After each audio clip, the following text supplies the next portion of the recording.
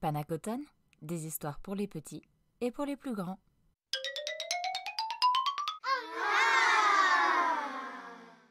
Les malheurs de Sophie. Auteur, la comtesse de Ségur. Chapitre 3. La chaux.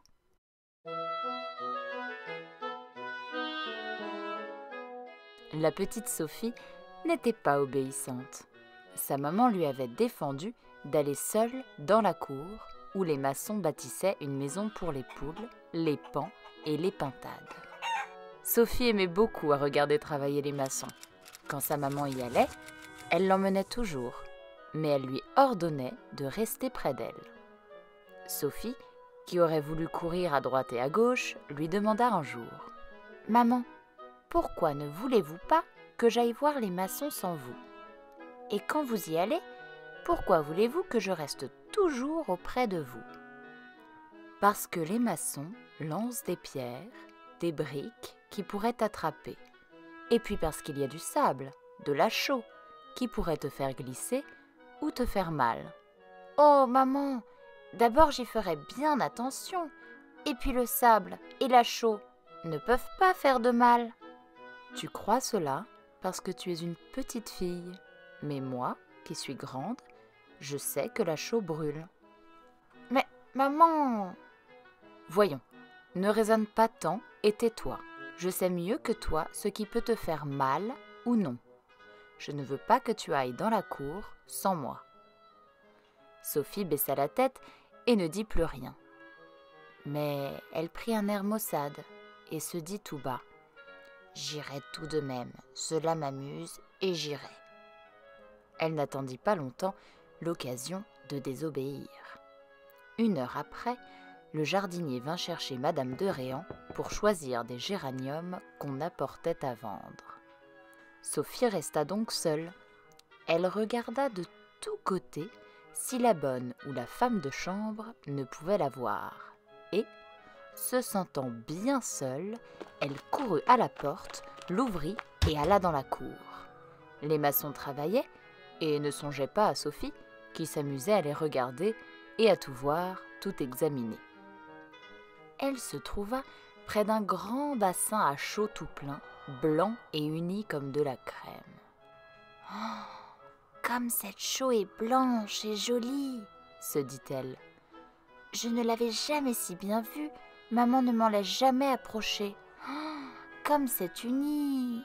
Ce doit être doux et agréable sous les pieds. Je vais traverser tout le bassin en glissant dessus comme sur une glace. » Et Sophie posa son pied sur la chaux, pensant que c'était solide comme la terre. Mais son pied enfonce. Pour ne pas tomber, elle pose l'autre pied et enfonce jusqu'à mi-jambe. Elle crie. Un maçon accourt, l'enlève, la met par terre et lui dit « Enlevez vite vos souliers et vos bas, mademoiselle. Ils sont déjà tout brûlés. Si vous les gardez, la chaux va vous brûler les jambes. » Sophie regarde ses jambes. Malgré la chaux qui tenait encore, elle voit que ses souliers et ses bas sont noirs comme s'ils sortaient du feu. Elle crie plus fort, et d'autant plus qu'elle commence à sentir les picotements de la chaux qui lui brûlaient les jambes. La bonne n'était pas loin, heureusement. Elle accourt, voit sur le champ ce qui est arrivé, arrache les souliers et les bas de Sophie, lui essuie les pieds et les jambes avec son tablier, la prend dans ses bras et l'emporte à la maison. Au moment où Sophie était rapportée dans sa chambre, Madame de Réan rentrait pour payer le marchand de fleurs.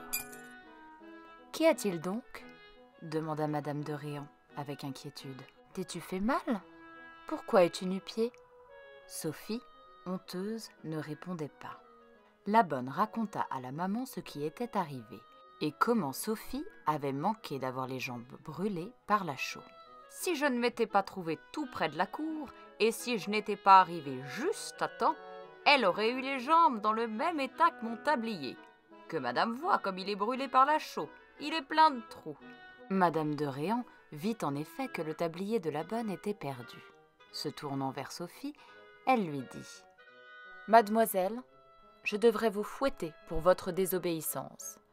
Mais le bon Dieu vous a déjà puni par la frayeur que vous avez eue. Vous n'aurez donc d'autre punition que de me donner, pour racheter un tablier neuf à votre bonne, la pièce de 5 francs que vous avez dans votre bourse, et que vous gardiez pour aller vous amuser à la fête du village. » Sophie eut beau pleurer, demander grâce pour sa pièce de 5 francs, la maman la lui prit. Sophie se dit, tout en pleurant, qu'une autre fois, elle écouterait sa maman et n'irait plus où elle ne devait pas aller.